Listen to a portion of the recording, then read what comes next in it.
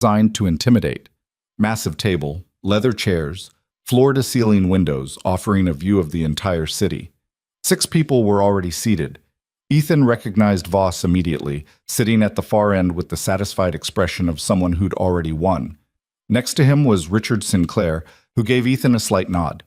The other 5 were strangers, 3 men, 2 women, all wearing variations of the same expensive neutral outfit. "Mr. Cole?" the woman who'd opened the door said. "I'm Margaret Chen, board chair. Please take a seat." Ethan sat. Nguyen took the chair beside him and placed a folder on the table in front of her. Backup materials, probably, though Ethan had no idea what was in it. Margaret looked at him over reading glasses that probably cost more than his truck. "Mr. Voss has raised concerns about your audit methodology and the direction of your safety review. Before we address those concerns, we'd like to hear your preliminary findings. You have 30 minutes. Ethan stood up, connected his laptop to the presentation screen, and pulled up his slides. For the next 28 minutes, he walked them through everything he'd found. 43 documented safety violations. 17 incidents in the past 2 years where inadequate emergency response had resulted in injury or near death. Security protocols that prioritize legal protection over rapid intervention. A building culture where fear of liability had created a bystander effect so pervasive that people would literally watch someone die rather than risk doing the wrong thing. He kept his voice steady, stuck to facts, showed graphs and statistics and incident timelines, made the business case exactly the way Nguyen had told him to. Reduced liability exposure, improved safety ratings, better insurance premiums, protection from wrongful death lawsuits. He talked about David Chen, the accountant who'd survived a heart attack because a delivery driver broke protocol to help him. About Brenda Williams' colleague who'd had a seizure while staff argued about authorization. About security guards who weren't trained to handle medical emergencies and first aid stations placed where people couldn't reach them. And finally, he talked about Maya Sinclair, without using her name. A 16-year-old student who'd collapsed in the lobby while 200 people watched and nobody acted, who had lived only because someone violated every protocol in the handbook to save her. The current system failed her, Ethan said, and it's going to fail again unless we change it. Not because people don't care, but because we've built a culture where caring is punished and inaction is rewarded, where following procedure is more important than saving lives. He clicked to his final slide, a simple list of recommended changes. Mandatory emergency response training for all staff. First aid stations at accessible heights. Revised protocols that empowered immediate action. Cultural shift toward shared responsibility instead of delegated expertise. These changes won't eliminate all risk, Ethan said. Nothing can. But they'll create an environment where people feel empowered to help instead of afraid to try, where we measure success by lives saved instead of lawsuits avoided. He sat down. The room was silent. Margaret looked at the other board members, some unspoken communication passing between them. Then she looked at Voss. "Daniel, you wanted to respond to these findings?" Voss stood up, smooth and confident. "I appreciate Mr. Cole's passion, but passion isn't the same as expertise. What he's proposing would expose this company to significant liability. Training non-medical staff to administer emergency aid opens us up to malpractice claims. Empowering immediate action without proper authorization creates chaos. And suggesting that our current protocols are somehow negligent ignores 15 years of successful building management with minimal incident." "Minimal incident," Ethan repeated before he could stop himself. "A girl almost died 3 weeks ago." "One incident," Voss said, "which was resolved successfully by emergency medical personnel. Yes, you intervened before they arrived, and yes, your intervention may have helped, but it could just as easily have made things worse. You're not a doctor, Mr. Cole. You're not trained in emergency medicine. You got lucky." "I knew what an asthma attack looked like." "Based on what qualification?" Ethan's hands tightened on the table edge. Nguyen's warning echoed in his head. "Don't lose your temper." "Based on being a human being who paid attention," Ethan said, "which apparently makes me more qualified than everyone else who was in that lobby." One of the investors, a man in his 50s with steel gray hair, leaned forward. "Mr. Voss raises valid points about liability. How do you address the risk of untrained personnel causing harm while attempting to help?" Ethan took a breath. "By training them, that's the whole point. Right now we have untrained personnel who don't help because they're afraid. I'm proposing we train them so they know what to do and feel confident doing it. The liability risk isn't in people trying to help. It's in people dying while we document why nobody helped them. And if someone makes a mistake during that help, another investor asked, if they perform CPR incorrectly and break ribs, or administer medication that causes an allergic reaction. Good Samaritan laws protect people who render aid in emergencies, Nguyen said, speaking for the first time. As long as the intervention is reasonable and made in good faith, the liability exposure is minimal. Minimal isn't zero, Voss countered. Richard Sinclair spoke quietly from his end of the table. My daughter is alive because someone decided that helping her mattered more than covering his ass. I'd rather face a liability lawsuit from a well-intentioned mistake than a wrongful death suit from deliberate inaction. With respect, Richard, Voss said, you're emotionally invested in this situation. That's understandable, but we can't make policy based on emotion. Then make it based on math, Sinclair shot back. How much did we pay in legal fees settling David Chen's near-death incident? How much will we pay the next time someone dies because our protocols prevented intervention? Cole's proposing changes that reduce those risks while improving workplace culture and safety ratings. That's not emotion. That's good business. Margaret held up a hand. Gentlemen, let's keep this civil. She looked at Ethan. Mr. Cole, you've had 3 weeks to conduct this audit. Your findings are preliminary at best. What makes you confident that the recommendations you're proposing will actually work? Ethan thought about Maya's face when she'd come to his office. The anger in her voice when she'd talked about being surrounded by people who wouldn't help. The fear in her eyes when she'd been dying on that marble floor. Because I've talked to the people who work here, Ethan said. Security guards who want to help but aren't trained. Maintenance workers who've seen hazards and had no authority to fix them. Staff members who've witnessed emergencies and felt helpless because they didn't know what to do. Nobody wants to be the person who watches someone die. But our current system makes that the safest choice. Change the system and you change the behavior. Theoretical, Voss said, based on anecdotes and conjecture. Based on 3 weeks of interviews with actual employees. Employees with grievances, complaints, personal vendettas against management. Ethan stood up. Nguyen's hand moved toward his arm. Don't do it. Don't lose control. But he was already talking. You want to know what's theoretical? Ethan said, voice rising. Thinking that following protocol will save lives when the protocol is designed to avoid lawsuits, not prevent deaths. Believing that everything's fine because we haven't been sued yet, not because people are actually safe. Telling yourself that one girl dying in your lobby is an acceptable cost of doing business. I never said, you said it was one incident. Like it doesn't matter. Like she doesn't matter. Ethan's hands were shaking now. But she does matter. David Chen matters. Brenda Williams' colleague matters. Every person who's ever needed help in this building and didn't get it because we were too afraid of liability to act like human beings, they all matter. The room had gone completely silent. You're right that I am not a safety consultant, Ethan continued. I'm just someone who refused to watch a kid die when I could help her. And yeah, maybe that makes me unqualified for this job. Maybe I don't understand corporate culture or legal protection or quarterly returns. But I understand that buildings are full of people, not assets. And people deserve to work in a place where their colleagues won't let them die to protect the company's insurance premiums. He sat down, heart pounding, knowing he'd just destroyed whatever credibility he'd built with the professional presentation. Margaret Chen looked at him for a long moment. Then she looked at the other board members. I think we've heard enough for today. Thank you, Mr. Cole. We'll deliberate and inform you of our decision. It was a dismissal. Ethan gathered his laptop and followed Nguyen out of the boardroom. Neither of them spoke until they reached the elevator. I told you not to lose your temper, Nguyen said. I know. You just called out the entire board for being complicit in negligent homicide. I know. The elevator doors opened. They stepped inside. For what it's worth, Nguyen said as the doors closed, you weren't wrong. They rode down in silence. When Ethan got back to his office, he sat at his desk and stared at the wall and waited for the phone call that would tell him he was fired. It came 2 hours later, but it wasn't the call he expected. Mr. Cole, this is Margaret Chen. The board has reached a decision regarding your audit and the proposed safety changes. Ethan's stomach dropped. He'd spent the past 2 hours mentally preparing himself for termination, rehearsing how he'd explain it to Lucas, calculating how long their savings would last while he looked for another job. Okay, he said. We're approving a 90-day pilot program. You'll implement your recommended changes in phases, starting with mandatory emergency response training for all security and facilities staff. If the program shows measurable improvement in response times and safety metrics without significant increase in liability incidents, we'll expand it building-wide. Ethan blinked.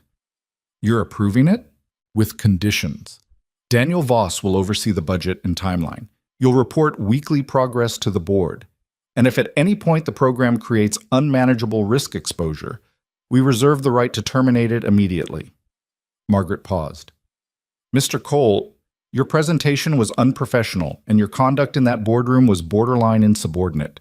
But your data was solid, and your argument, while emotionally delivered, had merit. Don't make us regret this decision. She hung up before he could respond. Ethan sat there holding the phone, trying to process what had just happened. Then he called Nguyen. They approved it, he said when she picked up. I know. I was there for the vote, 4-3, with Sinclair breaking the tie. 4-3, Ethan repeated. That's not exactly a mandate. No, which means you're going to have to prove them right fast because the 3 who voted against you are waiting for any excuse to shut this down. Nguyen's voice softened slightly. But you got your shot, Cole. Don't waste it. The next morning, Ethan arrived at 6 a.m. and found Franklin Hayes already in the security office, along with 3 other guards Ethan recognized from the lobby rotation. Heard the news, Hayes said. Training starts when? Next week if I can get the program designed by then. You available to help? Hell yeah, what do you need? Ethan pulled out his laptop and opened the outline he'd started building the night before. I need to create a training curriculum that teaches practical emergency response without requiring medical certification. CPR, basic first aid, how to recognize common medical emergencies. Stuff that's simple enough that anyone can learn it, but comprehensive enough that it actually saves lives. One of the other guards, a woman in her 40s named Lisa Park, leaned forward. My sister's an EMT instructor. She does corporate training sometimes. Want me to reach out? Yeah, see if she can consult on curriculum design. They spent the next 2 hours mapping out the basics. Recognition of heart attacks, strokes, seizures, allergic reactions, asthma attacks. Proper use of AEDs and first aid kits. When to intervene and when to wait for professionals. How to keep someone calm while help was coming. The hard part isn't the physical skills, Hayes said. It's getting people to overcome the freeze response. That moment when you have to decide whether to act or wait for someone else. How do you train for that? Ethan asked. Repetition? Simulation? Make the response automatic so there's no time to overthink it. Hayes pulled up a video on his phone, some kind of military training exercise where soldiers practiced emergency casualty care under pressure. You drill it until helping becomes the default instead of the exception. Ethan watched the video and thought about Maya on the marble floor, the circle of frozen faces. We'll need realistic scenarios, not classroom theory. Actual practice with time pressure and people watching. Lisa nodded. My sister does that. Sets up mannequins in public spaces, creates fake emergencies, times how long it takes people to respond. Says it's the only way to actually change behavior. Can she do that here? I'll ask. Over the next week, Ethan barely slept. He worked with Lisa's sister, Jennifer Park, no relation to the HR Jennifer, to design a 3-day intensive training program. Day 1 covered recognition and assessment. Day 2 focused on intervention techniques. Day 3 was nothing but scenario drills, increasingly chaotic situations designed to force rapid decision-making under stress. Jennifer Park was in her 30s, compact and intense, with the kind of voice that made you pay attention whether you wanted to or not. She showed up to the first planning meeting with a duffel bag full of training mannequins and a presentation that was 50 slides of graphic medical imagery. If you're going to train people to handle emergencies, you can't sugarcoat it, she said, pulling up a photo of someone mid-seizure. They need to see what this actually looks like, not textbook diagrams, real situations where real people are suffering and there's no time for hesitation. Ethan looked at the slides and felt his breakfast threatening to come back up. Is all of this necessary? You want them to freeze when they see someone bleeding, vomiting, turning blue? Then yeah, it's necessary. Exposure builds tolerance. Tolerance enables action. They scheduled the first training session for the following Monday, starting with the 20-person security and facilities team. Ethan sent out a memo explaining the program, mandatory attendance, full pay, certification upon completion. He expected pushback. Instead, he got an email from Hayes within an hour. Everyone's in. Half of them have been wanting this kind of training for years. Company just never wanted to pay for it. On Friday afternoon, Ethan was reviewing the final training materials when his office phone rang. Unknown internal extension. Cole. Mr. Cole, this is Daniel Voss. I need you to come to my office now. The line went dead before Ethan could respond. Voss's office was everything Ethan expected. Corner suite, city views, furniture that probably cost more than a year of Ethan's old salary. Voss was standing by the window when Ethan arrived, hands clasped behind his back, staring out at the skyline like some movie villain contemplating his evil empire. "Close the door," Voss said without turning around. Ethan did.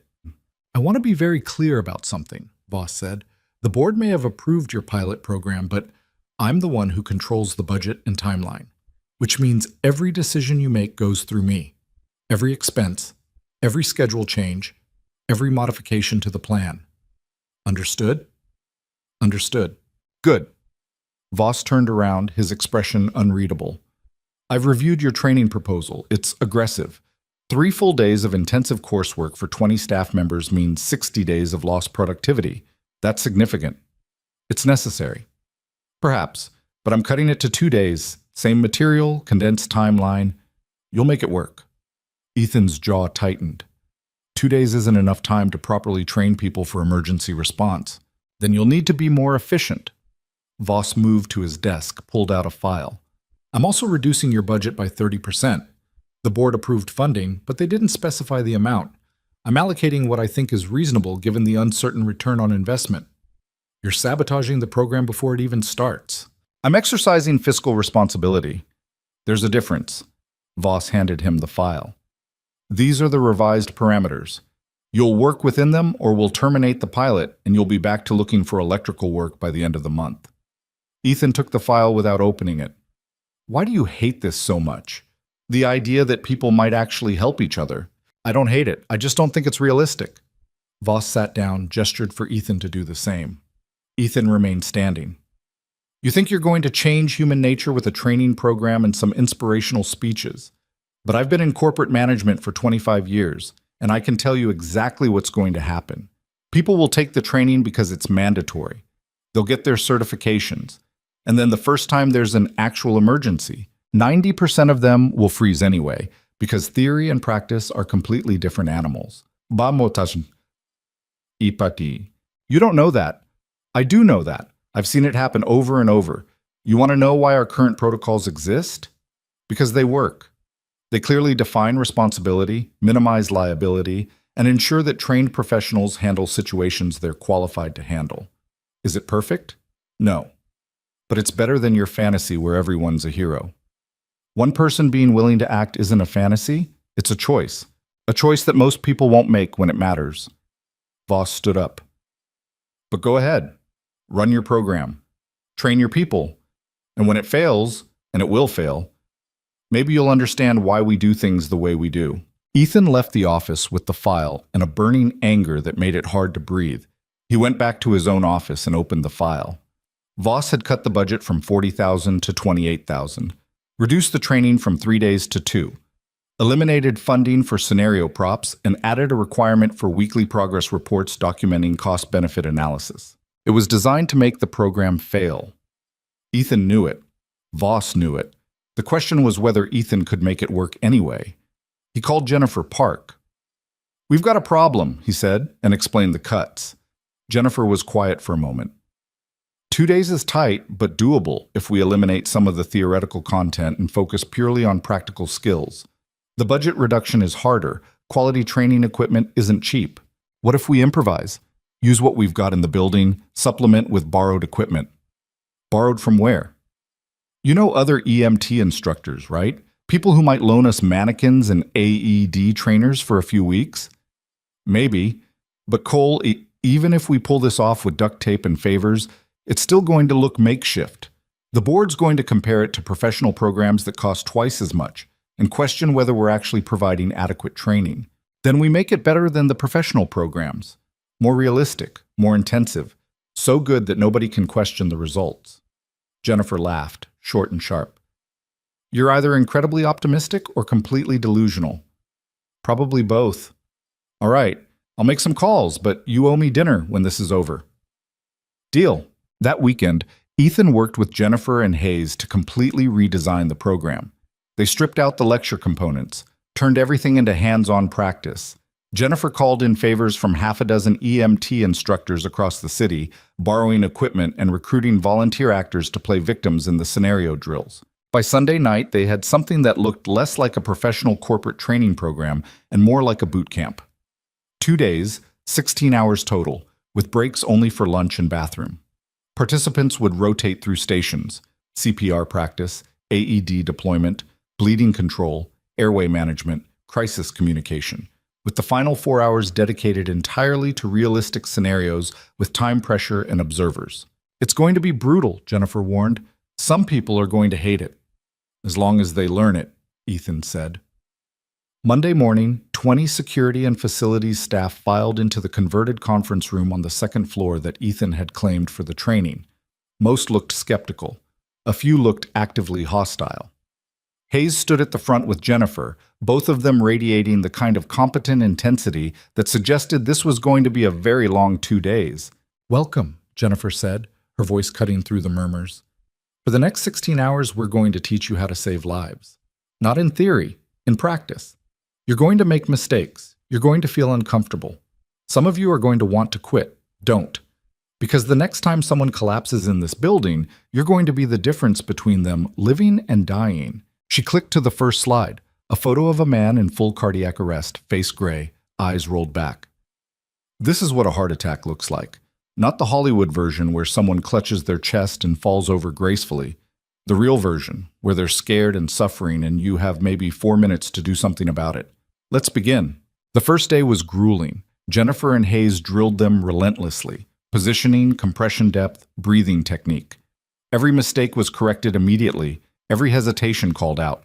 By lunch, half the participants looked exhausted.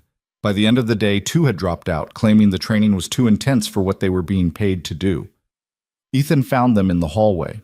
We're not asking you to become paramedics, he said. We're asking you to be willing to help when someone needs it. That's it.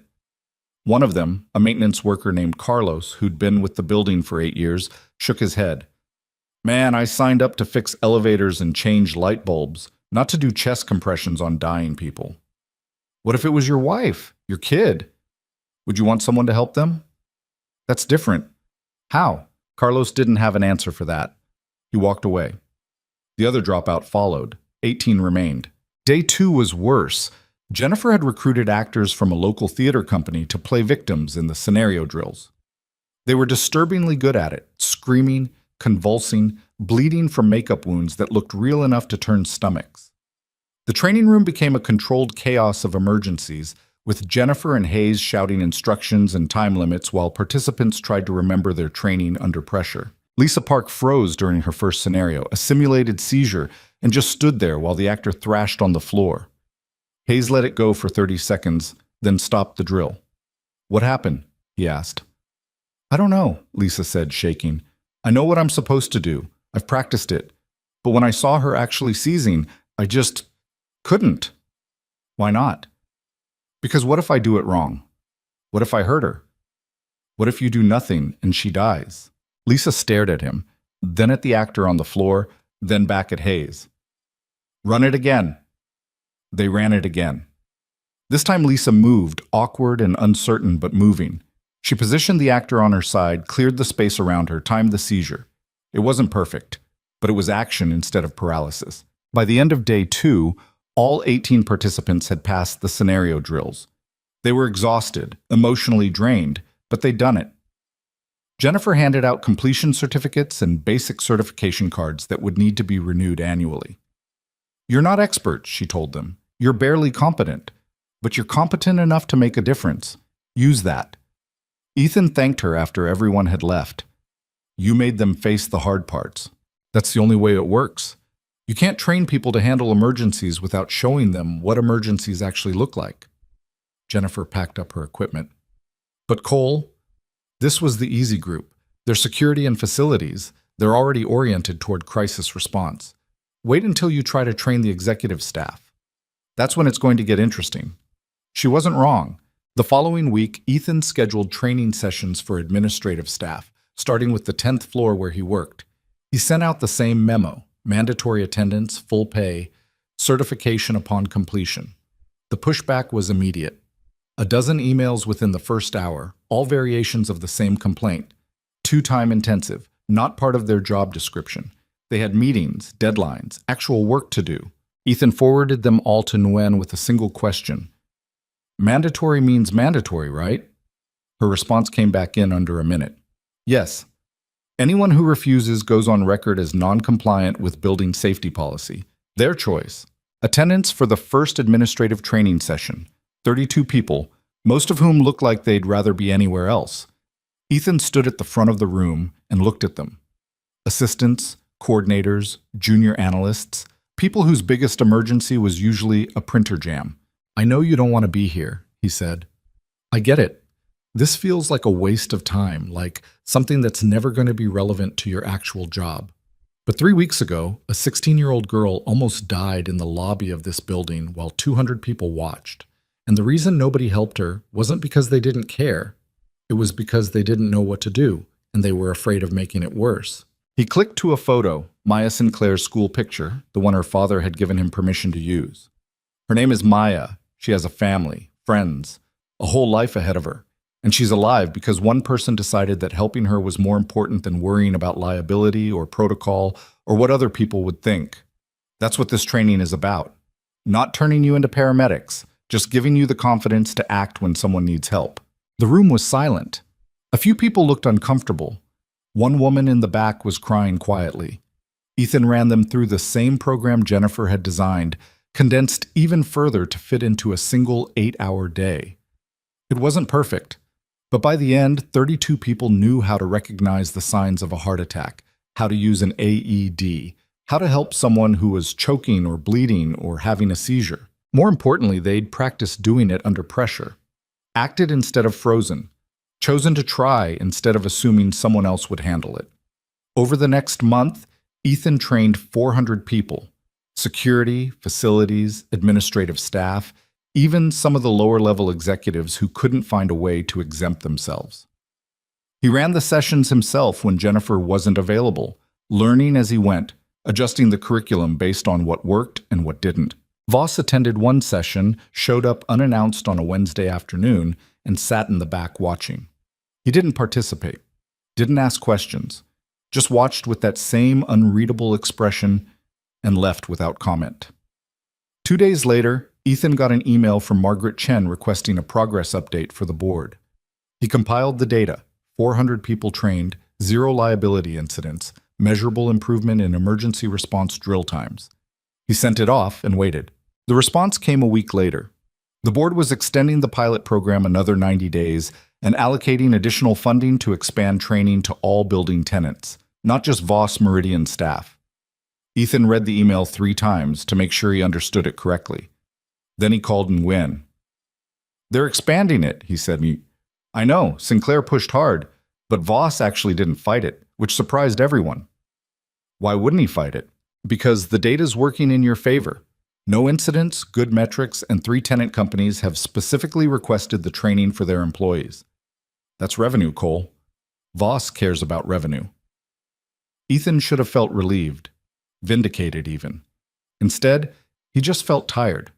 Because expanding the program meant more training sessions, more scenarios, more hours spent trying to convince people that caring about each other was worth the effort. That night, he picked up Lucas from aftercare and they went to get pizza. Lucas had been quieter than usual lately, spending more time in his room, less interested in the things that used to make him excited. You okay, buddy? Ethan asked over pepperoni slices. Lucas shrugged. I guess. That's not really an answer. You're working a lot again, like before. The words hit harder than they should have. Ethan set down his pizza. I know, I'm sorry. You keep saying that, but you keep doing it anyway. This job is important, Lucas. I'm trying to help people. You're always trying to help people. Lucas looked up, and there was something in his eyes that looked too old for 8. But what about helping me? I don't need you to save strangers. I just need you to be home. Ethan didn't know what to say to that, because Lucas was right. The job had consumed him. Early mornings, late nights, weekends spent preparing training materials instead of being present for his son. "I'll do better," Ethan said finally. "You said that last time." "I mean it." Lucas just nodded and went back to his pizza, and Ethan felt the weight of every promise he'd made and broken since Emma died. The next week, Ethan started leaving work at 5 p.m. sharp. No exceptions. He delegated some of the training sessions to Hayes and Jennifer, focused his own hours on program design and oversight instead of hands-on delivery. It meant slower progress, but it also meant picking Lucas up from school twice a week, helping with homework, being present for the small moments that made up a childhood. On a Thursday afternoon, Ethan was working in his office when someone knocked. He looked up expecting Wynn or maybe Hayes with a training update. It was Maya Sinclair. She looked different from the last time he'd seen her, older somehow, more sure of herself. She was wearing a Voss Meridian visitor badge and carrying a folder. "Hi," she said. "Hi, what are you doing here?" "My dad's in a meeting upstairs. I asked if I could come see you." She held up the folder. "I brought you something." Ethan gestured to the guest chair. Maya sat down and opened the folder, pulling out what looked like a school essay. Typed, double-spaced, with a title in bold at the top. "The Cost of Inaction, a Personal Account of Emergency Response Failure." "My English teacher assigned a personal narrative essay," Maya said. "We were supposed to write about a significant experience and what we learned from it. So I wrote about what happened in the lobby, about dying while everyone watched, about you." Ethan took the essay and read the first paragraph. Maya's writing was clear and unflinching, describing in precise detail what it felt like to not be able to breathe, to look at faces and see curiosity instead of concern. "I interviewed some of the people who were there that day," Maya continued. "Asked them why they didn't help. Most of them said the same thing. They didn't know what to do. They were afraid of making it worse. They assumed someone more qualified would handle it. Only one person told me the truth." "What truth?" "That they were more worried about getting in trouble than about me dying." Maya's voice was steady but hard. "She was a junior executive, said she'd been trained by the company to always defer to security in emergency situations, that intervening personally could create liability issues. She actually used those words, liability issues, while talking about why she watched a teenager suffocate." Ethan handed back the essay. "What did your teacher think?" "She gave me an A and asked if she could submit it to the school literary magazine. I said yes. I want people to know what happened. Not the sanitized version where everything worked out fine, but the real version where I almost died because 200 people chose policy over compassion." "Maya, I'm not trying to make you feel bad. Or even them, really. I mean, I'm still angry at everyone who didn't help. But I'm starting to understand that the problem isn't individual cowardice. It's systemic." She leaned forward. "That's why what you're doing matters. You're not just teaching people skills, you're trying to change the system that taught them not to care." "I don't know if I'm succeeding." "You are. My dad showed me the board reports, 400 people trained, 0 incidents, companies specifically requesting your program." Maya smiled, small but genuine. "You're proving that people will help if you give them the tools and permission to do it. That's huge." Ethan thought about Voss's words in the boardroom. One incident, which was resolved successfully by emergency medical personnel. "Your dad never gave up on this," Ethan said, "even when the board wanted to shut it down. Because you saved me, and he knows that shouldn't be exceptional. It should be normal." Maya stood up. "I should go. My dad's probably done with his meeting. I just wanted you to know that what you're doing matters, even if it doesn't always feel like it." She left, and Ethan sat in his office thinking about systems and choices and the difference between policy and compassion. His phone buzzed. A text from an unknown number. "This is Daniel Voss. My office. Now." Ethan walked upstairs expecting another budget cut or timeline change. Instead, he found Voss standing by his window again, but this time he looked less like a movie villain and more like someone who was very tired. "Close the door," Voss said. Ethan did. "I spoke with Richard Sinclair an hour ago. He's proposing to the board that we make your position permanent and expand the emergency response program company-wide. Full funding, dedicated staff, integration into new employee onboarding. Ethan waited for the other shoe to drop. I told him I'd support it, Voss said. You're supporting it. Yes. Voss turned around. I want to be clear. I still think you're idealistic and your approach is unnecessarily confrontational. But the data doesn't lie. Response times have improved. Staff confidence in emergency situations has increased. We've had 3 actual medical incidents in the past month, and in all 3 cases, trained personnel intervened immediately and effectively. No lawsuits, no liability issues, just people helping people. So what changed your mind? Voss was quiet for a moment. My daughter had a car accident 2 weeks ago. Minor, fender bender, she's fine. But she hit her head on the steering wheel hard enough to get disoriented. And while she was sitting there trying to figure out what happened, 6 people walked past her car without stopping. Just kept walking like there wasn't a 19-year-old girl bleeding from a head wound 20 feet away. Ethan didn't say anything. A college student finally stopped. Kid couldn't have been more than 20. He called 911, stayed with her until the ambulance arrived, held her hand while she cried because she was scared and in shock. Didn't leave until I got to the hospital. Voss's jaw tightened. I thanked him, asked him why he'd stopped when everyone else walked by. You know what he said? What? He said his employer had just started mandatory emergency response training, said it was annoying at the time, felt like a waste of a day. But when he saw my daughter, the training kicked in and he knew what to do. So he did it. Voss pulled a business card from his pocket and handed it to Ethan. It was from a tech startup on the 14th floor. One of the tenant companies that had requested the training program. That kid works in your building, Voss said. He's one of the 400 people you've trained. And because you trained him, my daughter is okay. Ethan looked at the card, then at Voss. I'm not going to apologize for fighting you on this, Voss continued. I believed I was protecting the company from unnecessary risk. I still believe liability management is important, but you've proven that teaching people to care isn't a liability. It's an asset. So yes, I'm supporting the proposal. And yes, I'll stop trying to sabotage your program. You've earned that much. It wasn't quite an apology, but it was close enough. Thank you, Ethan said. Voss nodded. Don't make me regret it. Ethan left the office and took the elevator back down to the 10th floor. He sat at his desk and looked at the business card. Some tech startup called InnovateSphere, probably full of 20-somethings who thought they were changing the world with apps and venture capital. But one of them had stopped for Voss's daughter when everyone else walked by. Had helped because he'd been trained to help, had proved that the system could change if you gave people the tools and permission to be better. Ethan's phone buzzed, a text from Lucas. Mrs. Chen says you're picking me up today? For real? Ethan smiled and typed back. For real. We can get ice cream after. Double scoop? Don't push it. Worth a try. Ethan packed up his laptop and headed out, leaving work at 5 p.m. for the 3rd day in a row. On the way down, the elevator stopped on the 7th floor, and 3 people got on, staff from the medical clinic, still in their scrubs. One of them recognized him. You're Cole, right? The emergency response guy? Yeah. Just wanted to say thanks. We've been getting way fewer panicked calls from staff about basic medical situations now that people have some training.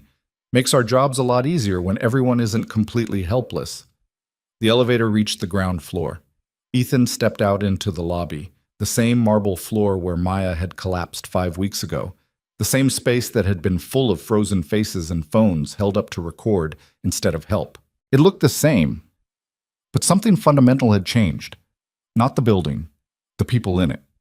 Ethan walked toward the exit, past the first aid station that was now mounted at chest height instead of 8 feet up, past the security desk where Hayes gave him a nod, out into the city that was just starting to think about rush hour. He picked up Lucas, got him double scoops despite the protest, and drove home through traffic while his son told him about the science project and the frog, and how Tyler had finally admitted that girls could be scientists after all. Dad? Lucas said as they pulled into the apartment parking lot. Yeah? Are you going to keep the job? The office one? Ethan thought about the board proposal. Permanent position, full funding, company-wide program. The chance to actually build something that lasted instead of just putting out fires. I think so, he said, if they'll have me. Cool. Lucas unbuckled his seatbelt. Does that mean we can keep getting ice cream on Thursdays? Don't push your luck. Lucas grinned and jumped out of the truck, already running toward the building. Ethan followed more slowly, watching his son and thinking about the choices that had led them here.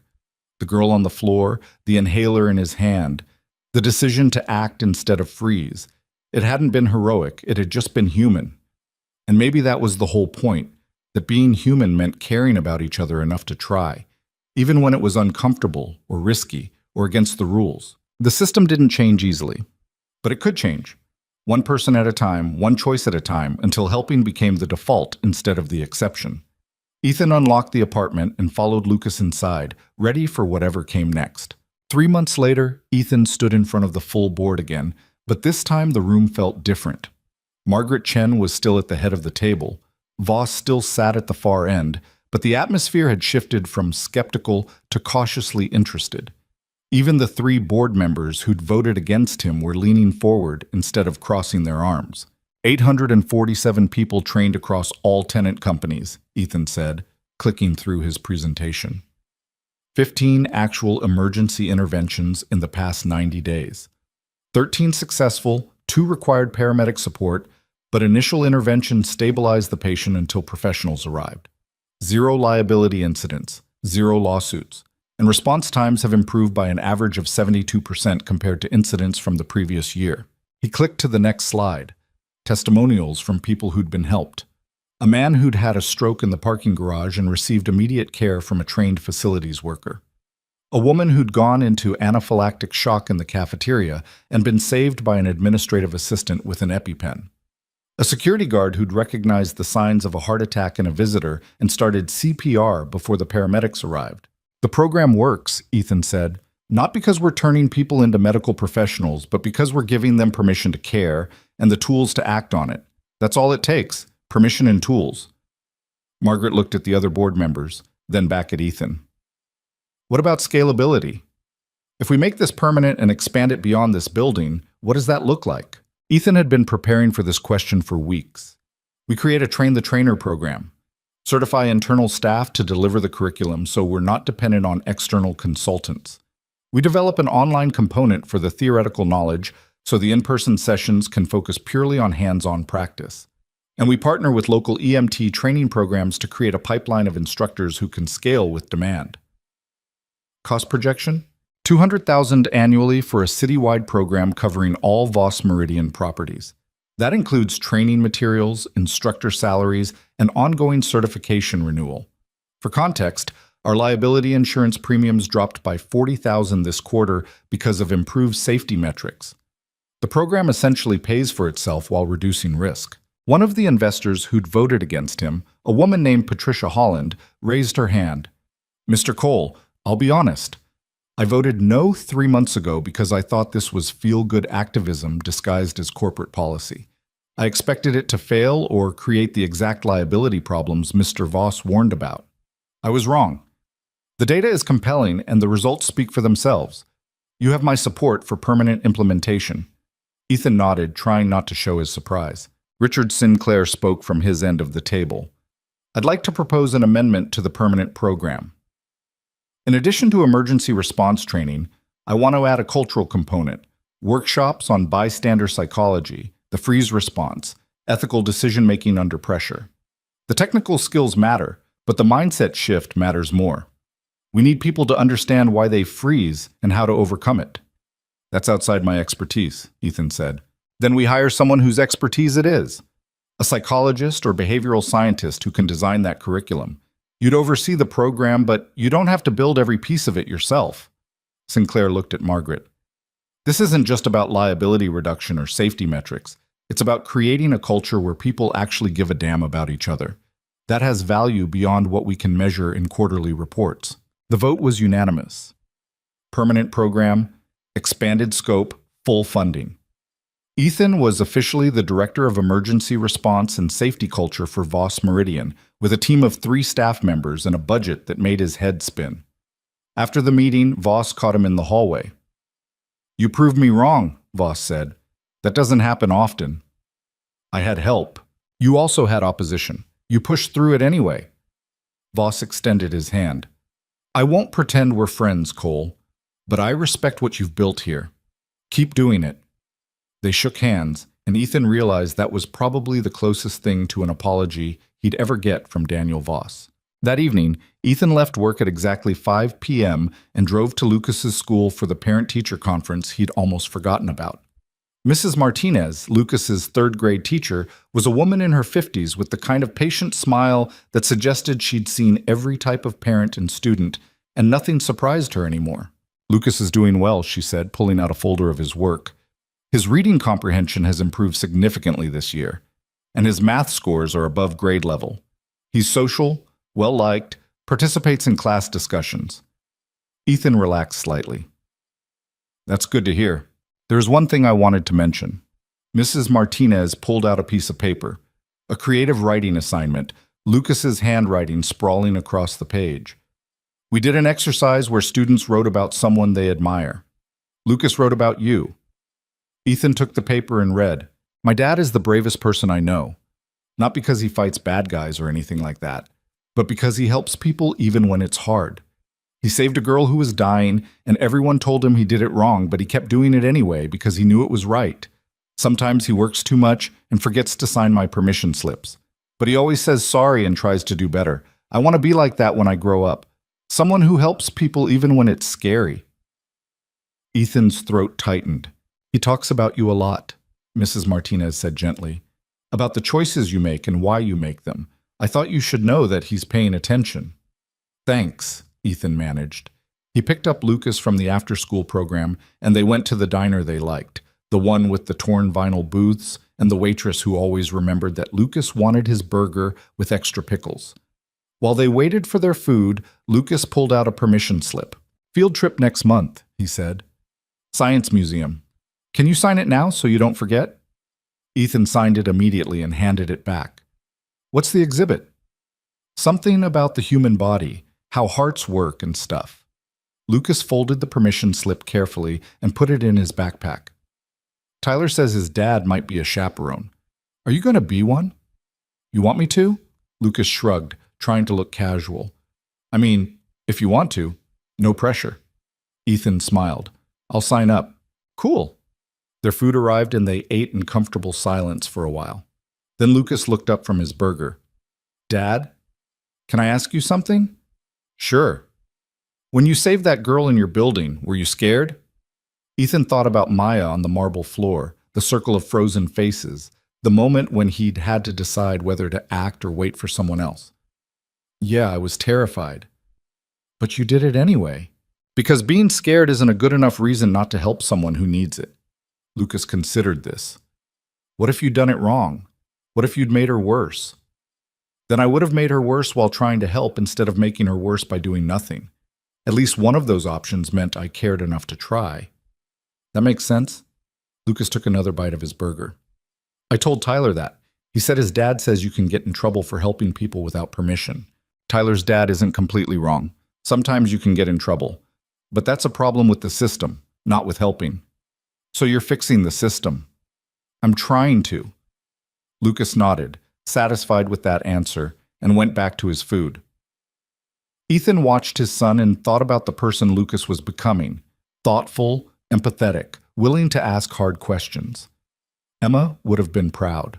The next few months passed in a blur of program expansion and staff hiring. Ethan brought on Jennifer Park full-time as lead instructor, hired a behavioral psychologist named Dr. Sarah Kim to develop the cultural curriculum Sinclair had requested, and recruited Franklin Hayes as the head of field operations. Together they built something that looked less like a corporate training program and more like a movement. They trained over 2,000 people across 6 Voss Meridian properties, ran scenario drills in lobbies and parking garages and cafeterias, turning everyday spaces into training grounds, created a certification program that people actually wanted instead of resented. And slowly, building by building, they changed the culture from one of fearful inaction to confident intervention. The stories started coming in. A janitor who'd recognized a diabetic emergency and administered glucose, an accountant who'd performed CPR on a colleague until paramedics arrived, a delivery driver who'd used his training to help someone choking in a restaurant across the street from one of their buildings. Each story felt like validation, proof that the program worked, that people would help if given the tools and permission. But Ethan knew better than to think it was perfect. There were still failures, moments when people froze despite the training, situations that escalated because someone hesitated or made the wrong choice. On a Tuesday in November, Ethan got a call from security at the downtown property. There'd been an incident. A man had collapsed in the lobby during morning rush hour. 3 people had responded immediately, started CPR, called 911. The paramedics had arrived within 4 minutes and taken over. The man had died anyway. Heart attack, massive and sudden.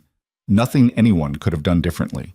Ethan drove to the property and found the 3 people who'd responded sitting in the security office, shell-shocked and silent. 2 were trained staff. The 3rd was a visitor who'd taken the training at her own company after hearing about the program. "We did everything right," one of them said, a facilities manager named Robert Chen. Chest compressions, proper depth and tempo, called for the AED, used it correctly, but he didn't make it. "I know," Ethan said. "So what was the point? If we did everything right and he still died, what's the point of any of this?" Ethan sat down across from him.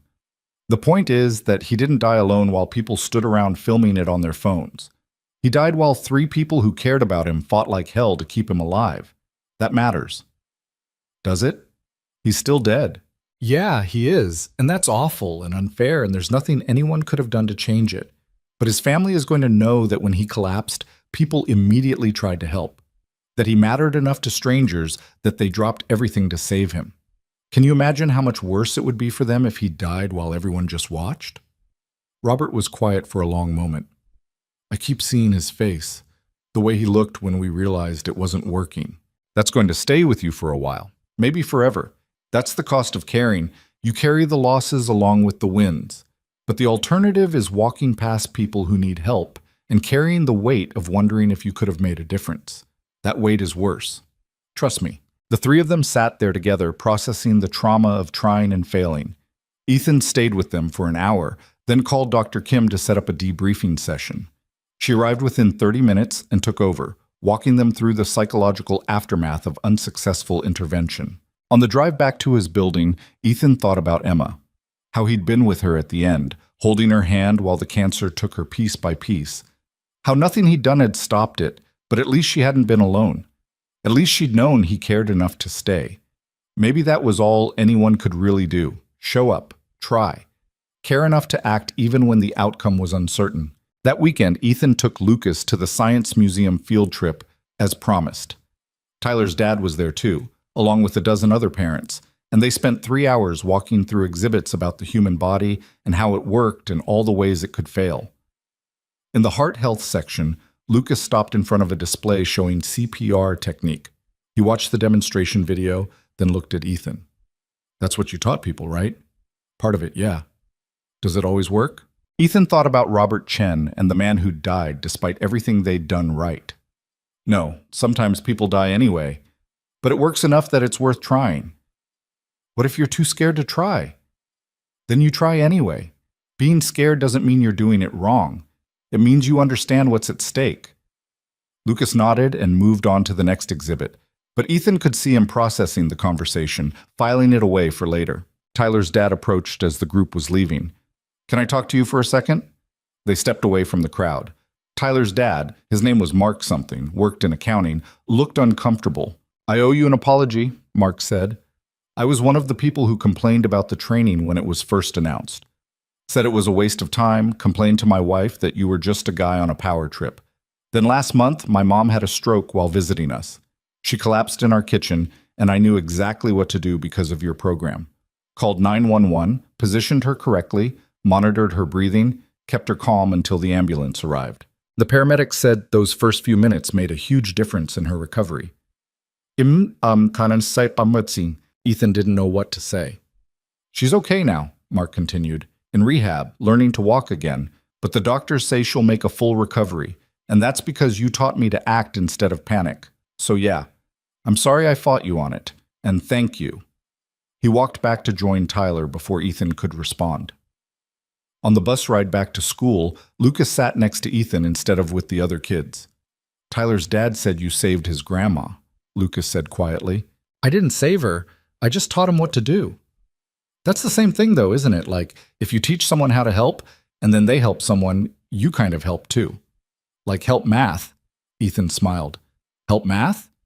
Yeah, one person helps another person who helps another person. It adds up. That's actually a pretty good way to think about it. Lucas leaned against him, content, and Ethan put his arm around his son's shoulders. They rode the rest of the way like that, and Ethan thought about help math and how many people had to be willing to add to the equation before it made a real difference. In January, 6 months after the board had approved the permanent program, Margaret Chen called Ethan to her office. It was on the 21st floor corner suite with views that probably cost extra. She was sitting behind her desk when he arrived, reading something on her tablet. Mr. Cole, thank you for coming. I have a proposition for you. Ethan sat down. Okay. The board has been approached by 3 other commercial real estate companies asking about licensing your program.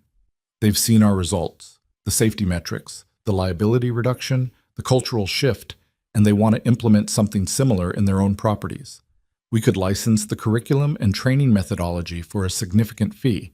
10% of that fee would be structured into your compensation package. Ethan tried to do the math and gave up. How significant? Conservatively, each licensing agreement would be worth between $300,000 and $500,000. We're looking at potentially a dozen companies interested in the first year alone.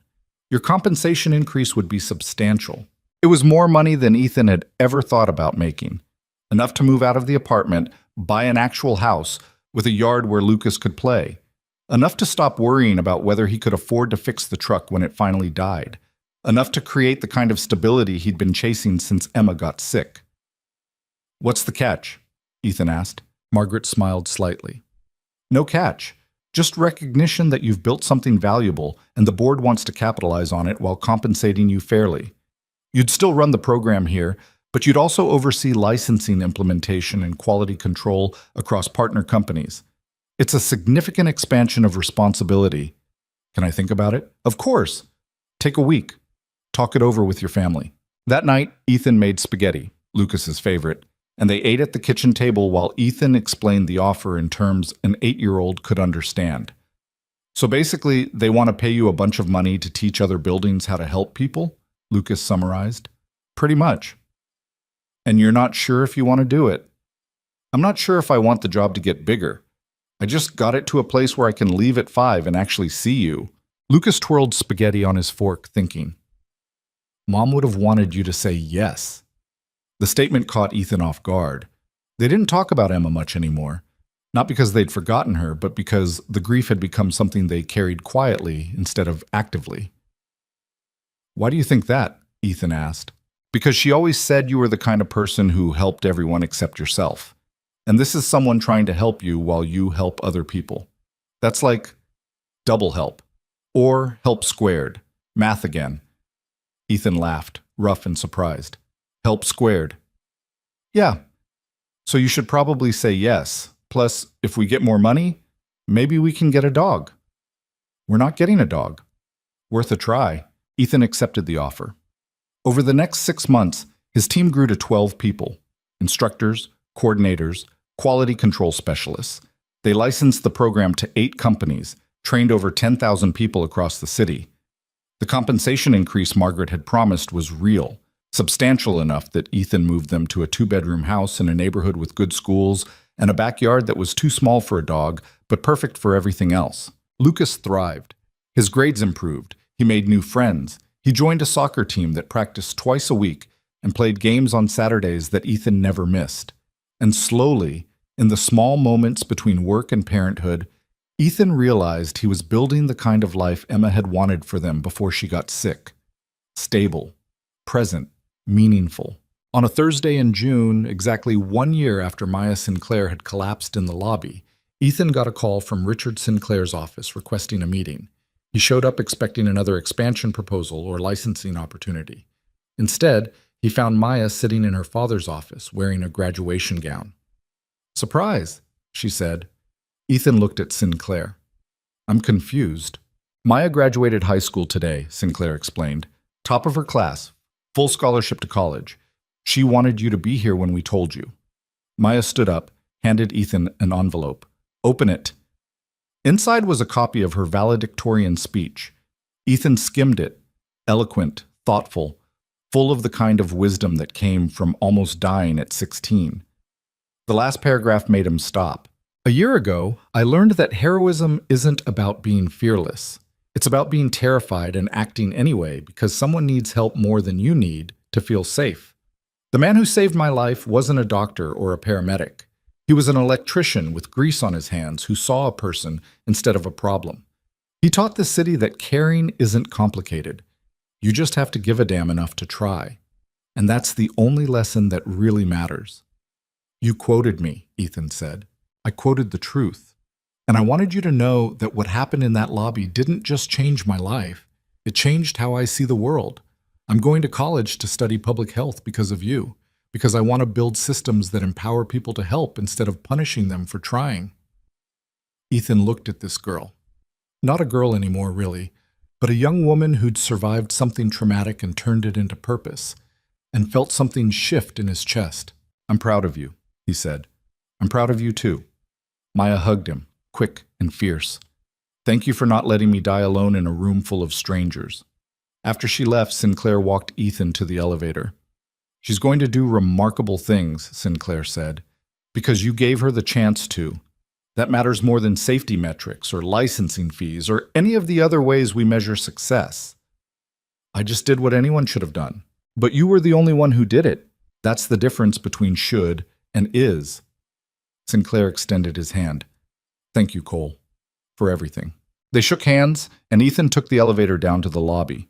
The same marble floor where this had all started, the same space that had been full of frozen faces and fear. It looked different now. People moved through it with a different energy, more aware, more connected. The first aid station was at chest height. The security staff wore badges that said Emergency Response Certified. The culture had changed in ways that were visible and invisible, small shifts that added up to something significant. Ethan walked outside into the summer heat and called Lucas. Hey, buddy, you want to get ice cream after camp? Always. Can we go to the place with the weird flavors? Sure. Cool, love you, Dad. Love you too. Ethan hung up and stood on the sidewalk watching people pass by. Delivery drivers and executives and maintenance workers and everyone in between. Strangers who might someday save each other's lives because someone had taught them it was okay to care. He thought about Emma and how she'd made him promise to keep being the kind of person who helped. About Maya and the choice he'd made in a split second that had changed everything. About Lucas growing up in a world where maybe, just maybe, people would run toward each other instead of away. The system hadn't been broken because people were cruel. It had been broken because people were scared of liability, of making mistakes, of being the one who got it wrong. And all it had taken to fix it was permission. Permission to care, permission to try, permission to be human in a world that sometimes forgot what that meant. Ethan got in his truck and drove toward the ice cream place, the one with the weird flavors Lucas loved. Traffic was heavy, the city moving at its usual chaotic pace. Somewhere in it, someone was probably having an emergency. And somewhere in it, someone trained by Ethan's program would probably stop to help. Not because they were heroes, not because they were fearless, but because they understood that the opposite of freezing wasn't courage. It was just giving enough of a damn to try. And that, Ethan had learned, was all it really took. Permission and tools, caring and action. One person helping another until help math added up to something that looked like a better world. He pulled into the parking lot and texted Lucas that he was waiting. While he sat there, his phone buzzed with an email from Dr. Kim. Subject line, next steps. She'd attached a proposal for expanding the program beyond emergency response into general workplace culture, teaching people to notice when colleagues were struggling, to check in instead of assuming someone else would, to build connections that made helping instinctive instead of exceptional. Ethan opened the attachment and started reading. The program would be huge, complicated, probably impossible to implement perfectly. But perfect wasn't the point. Trying was the point. Caring enough to build systems that served people instead of protecting institutions. Lucas came running out of the building, backpack bouncing, face lit up with whatever story he was about to tell about his day. Ethan put away his phone and got out of the truck to meet his son, ready for ice cream and soccer practice, and the 1,000 small moments that made up a life worth living. He'd saved Maya Sinclair because it was the right thing to do. But she'd saved him too, in a way. gave him purpose, direction, proof that one choice could matter, that freezing wasn't inevitable, that people could change if you gave them a reason and the tools to do it.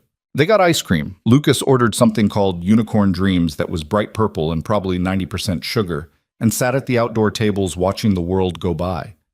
A man tripped on the sidewalk and fell hard, groceries scattering. 3 people immediately stopped to help him up, check if he was hurt, gather his things. None of them wore badges or uniforms. They were just people who saw someone who needed help and decided that mattered more than getting wherever they were going 5 minutes faster. Lucas noticed it too. See? Help math. Yeah, Ethan said. Help math. And maybe that was the only equation that really mattered. Add enough people willing to try, willing to care, willing to act instead of freeze, and eventually the sum became something bigger than any individual action. Became a culture, a movement, a world where people ran toward each other instead of away. Ethan had spent a year building that world one training session at a time. He'd keep building it for as long as they'd let him. Not because he was special or heroic or particularly qualified, but because he'd learned what Emma had tried to teach him all along, that the measure of a life wasn't what you accomplished for yourself, but what you made possible for others. He'd made it possible for 2,000 people to save lives, and they'd make it possible for 2,000 more. The math would keep adding up, one person at a time, until the world looked a little more like the place Emma had believed it could be. Lucas finished his ice cream and announced he was ready for soccer practice. They got back in the truck and drove through the city Ethan had spent a year trying to make better, knowing the work was never finished, but also knowing it mattered. Because in the end, that was the only real choice.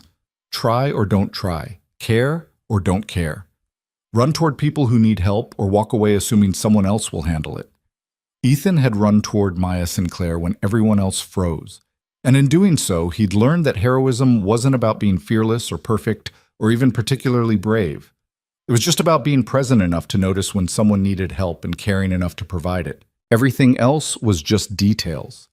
The only thing that really mattered was showing up, being human, giving a damn, and teaching other people to do the same.